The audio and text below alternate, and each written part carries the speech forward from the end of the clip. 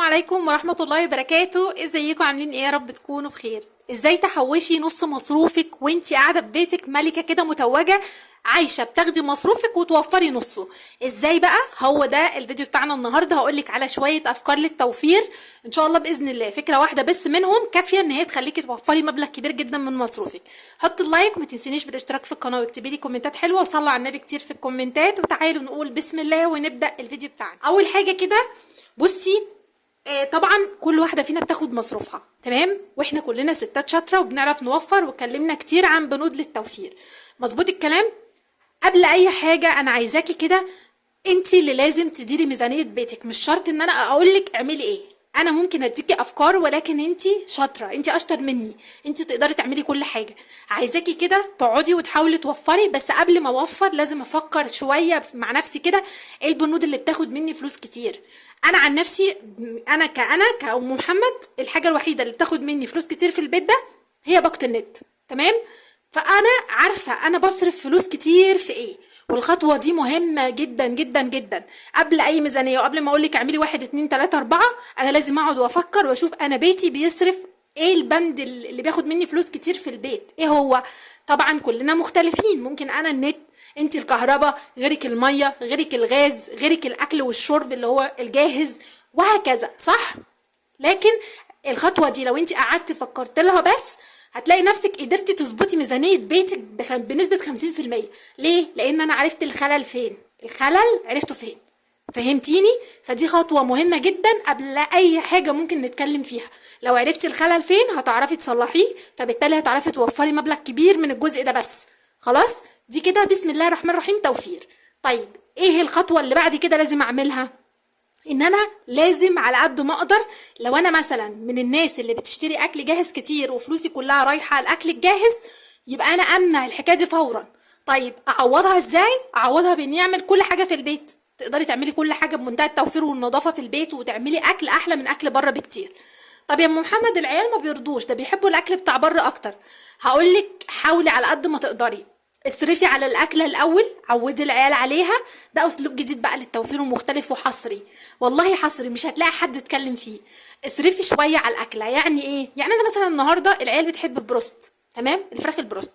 طيب الفراخ البروست دي ليها تتبيله، صح؟ ليها تتبيله مخصوص، مش شرط ان انا اعملها بالدقيق والكلام والتوابل بتاعنا كستات بيوت عاديه، لا هي ليها تتبيله مخصوص عشان تبقى زيها زي بتاعت بره.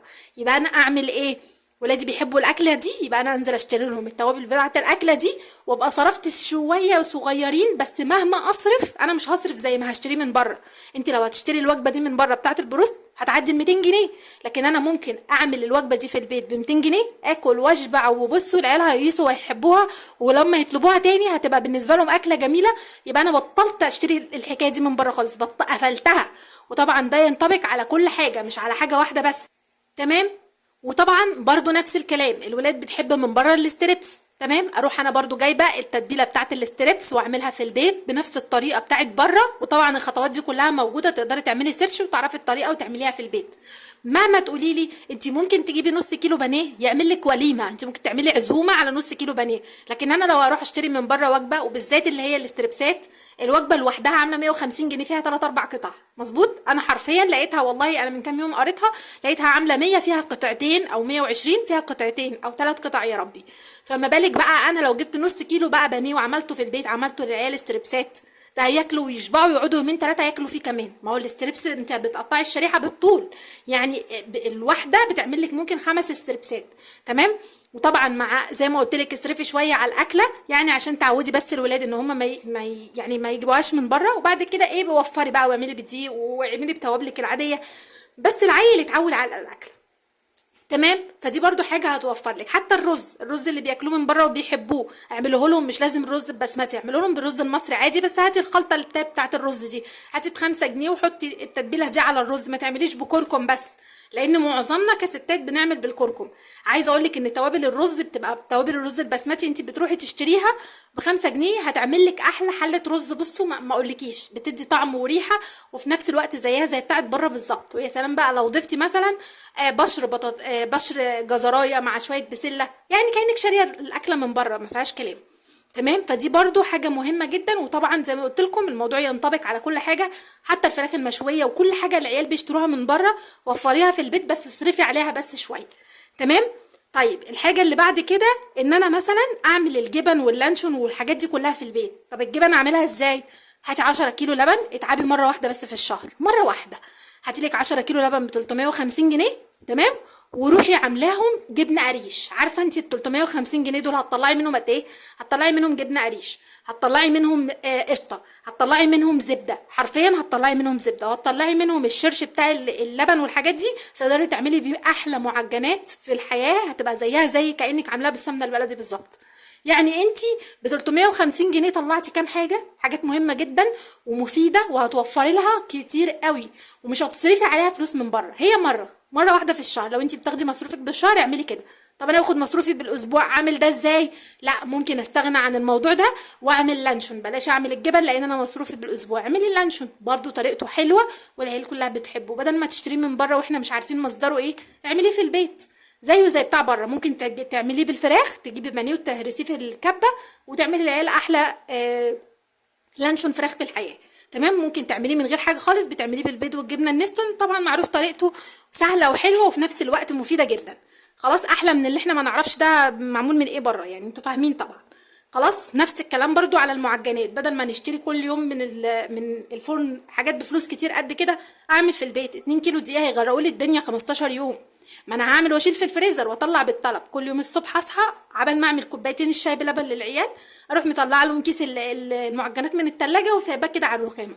هيفك معاكي من غير ما تدخليه ولا فرن ولا مايكرويف ولا بتاع في الحر اللي احنا فيه ده، وهيبقى معاكي احلى معجنات برضو من غير ما نشتري.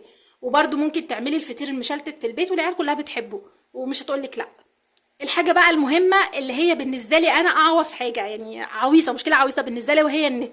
انت تقدري تقللي في باقه النت، انا ما اقدرش عشان زي ما انا قلت لكم في اول الفيديو ده شغل. تمام. فانا بستهلك باقه نت كتير. انت بقى العيال قاعدين بسم الله ما شاء الله، 3 عيال كل عيل معاه تليفون وقاعد على النت بيتفرج وبيلعب وبيعمل وبيشيت وي وي وي. لا، خلي فيه نظام بقى. بصي، مش هقولك ما قللي باقه النت، اعملي باقه النت الاساسيه بتاعتك خلاص مره واحده.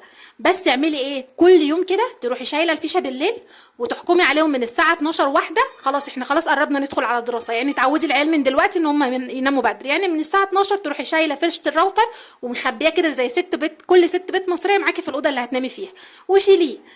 بصي، العيال تخبط راسها في الحيط. العبوا، مش احنا محملين لعب على تليفوناتنا؟ العبوا، مش لازم يعني تتفرجوا على نت. وهخلي الموضوع ده اجباري كده من دلوقتي.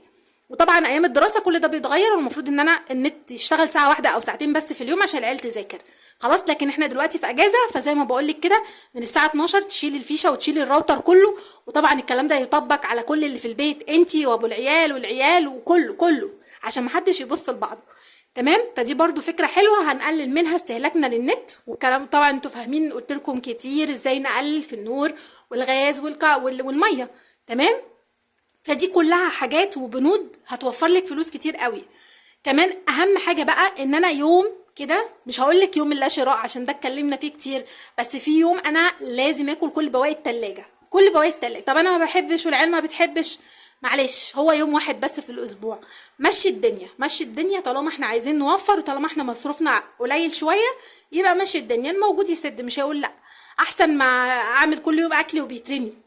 او ممكن يا ستي لمي بواقي التلاجة وعيدي تدويرها. يعني مثلا لو عندي مكرونه ممكن اعملها هوت صوص، سوري، وايت صوص ابيض كده ومش عارف ايه بشويه بشاميل وامشي الدنيا واعمل شويه مكرونه جنبهم، مثلا حتتين زيتون على حتتين جبنه، واخلط ده كله في بعض واعمل احلى طبق مكرونه. بنروح نشتريه بالغالي من بره وهو اتعمل في التلاجة من بواقي موجوده عندك، حتتين زيتون على حتتين جبنه على شويه مكرونه كده ما يجوش ربع كيلو، والدنيا بتمشي. تمام. برضو نفس الكلام، كل حاجه بقى عايزه تدويرها واكل العيال الموجود. ومفيش حاجه اسمها ده بيحب وده ما بيحبش، كله لازم يتاكل وكله لازم يمشي، وهي دي الطريقه اللي كلنا لازم نمشي عليها. يا رب تكونوا استفدتوا من الفيديو ده واستنوا مني افكار كتير حلوه. اشوفكم بقى الفيديو الجاي في رعايه الله، وما تنسونيش باللايك والاشتراك في القناه وصلوا على النبي كتير. والسلام عليكم ورحمه الله وبركاته.